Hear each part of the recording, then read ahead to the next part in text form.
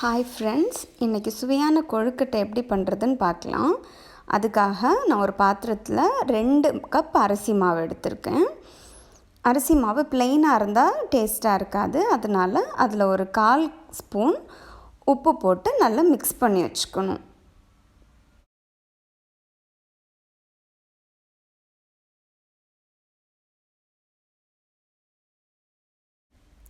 அப்புறமா நல்லா கொதித்த தண்ணியை மாவில் கொஞ்சம் கொஞ்சமாக ஊற்றி நல்லா பிசைஞ்சு வச்சுக்கணும். மாவு நல்லா சாஃப்ட் ஆகிறது வரையும் இந்த மாதிரி கொஞ்சம் கொஞ்சமாக தண்ணி ஊற்றி மிக்ஸ் பண்ணிகிட்டே இருக்கணும்.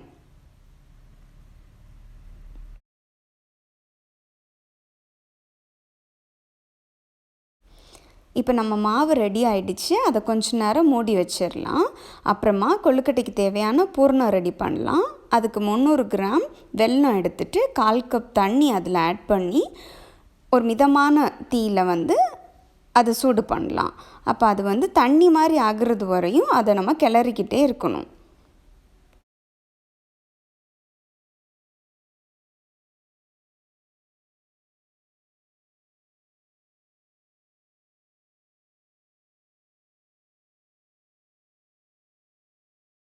இந்த மாதிரி கட்டியே இல்லாமல் வந்ததும் வெல்லத்தை நம்ம வடிகட்டிடலாம். வடிகட்டிட்டு திரும்ப ஒரு பாத்திரத்தில் அந்த வடிகட்டின வெல்லத்தோட சிரப்பை ஊற்றிட்டு நம்ம வச்சுருக்கிற 2 கப் தேங்காவை அதில் சேர்த்து நல்லா மிக்ஸ் பண்ணிக்கணும்.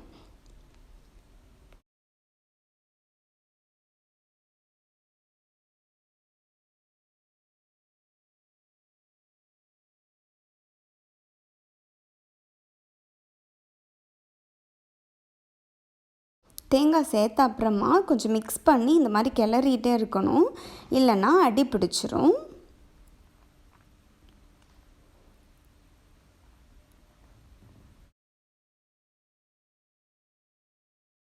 இந்தளவு திக்கானதும் நம்ம அடுப்பை ஆஃப் பண்ணிவிட்டு பூரணத்தை ஆற வச்சிடலாம். ஆறுனதும் அதில் கொஞ்சம் நட்ஸும் கிஸ்மிஸ் பழமும் சேர்த்து நல்லா மிக்ஸ் பண்ணி வச்சுக்கலாம்.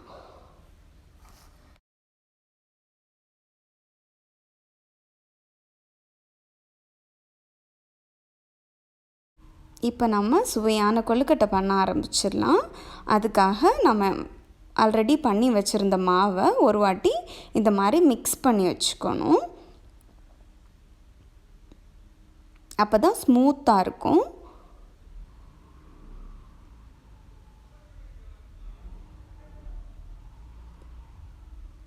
நான் இந்த மாதிரி ஒரு மோல்டு கடையில் வாங்கியிருக்கேன். இது எல்லா பாத்திர கடையிலையுமே கிடைக்கும். ஸோ அதில் கொஞ்சம் நெய் தடவிக்கணும். நெய் இல்லைன்னா நம்ம நெய் பிடிக்காதவங்க எண்ணெய் கூட தடவிக்கலாம். ஏன்னா இல்லைன்னா நெய் தடவினா தான் கொழுக்கட்டை அந்த மோல்டில் ஒட்டாமல் வரும்.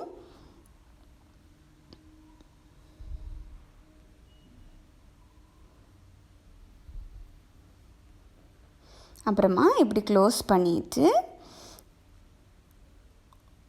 நம்ம வச்சுருக்கிற மாவில் கொஞ்சத்தை எடுத்து இப்படி உருண்டையாக உருட்டி அந்த மோல்டுக்குள்ளே வச்சு அதோட சைடில் ப்ரெஸ் பண்ணி விடணும்.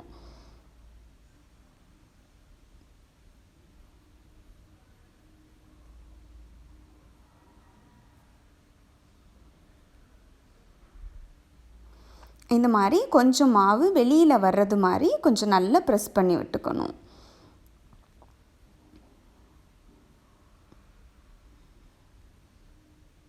கொஞ்சம் நல்லா அழுத்தி ப்ரெஸ் பண்ணாதான் அந்த மோல்டில் இருக்கிற அடையாளம் நம்மளோட கொழுக்கட்டையில் கிடைக்கும்.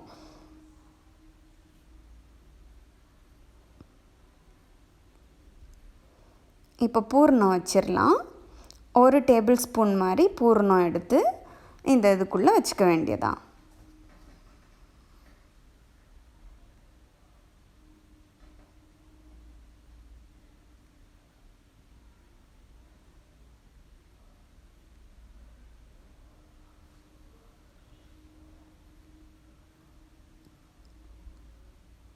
இப்படி தேவையான அளவு வச்சுட்டு வெளியில் இருக்கிற மாவை அப்படியே மேலே மடித்து விட்டுக்கலாம்.